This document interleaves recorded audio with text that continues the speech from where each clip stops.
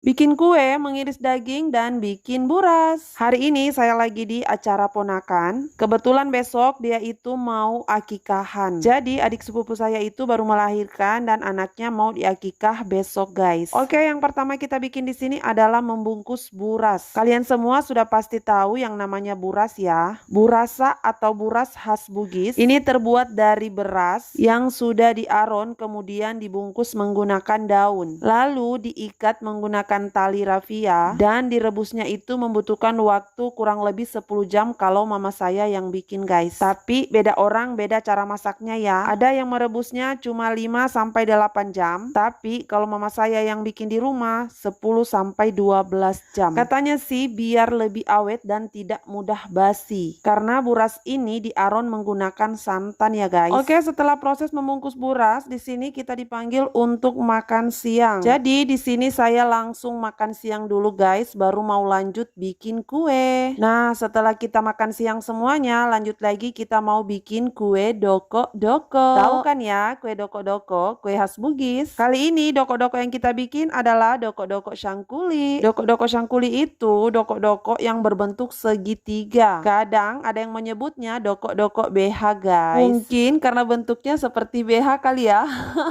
Orang Bugis itu kalau bikin acara, entah itu pesta, syukuran kecil-kecilan, ataupun akikahan, pasti selalu bikin kue yang namanya doko-doko. Untuk hari ini, 2 macam doko-doko yang kita bikin ya. Salah, maaf. 3 macam, guys. Di bagian dalam, ibu-ibu yang lain bikin doko-doko pisang. Kemudian kita di luar itu bikin doko-doko syangkuli dengan doko-doko syapeli kayaknya ya namanya kalau tidak salah.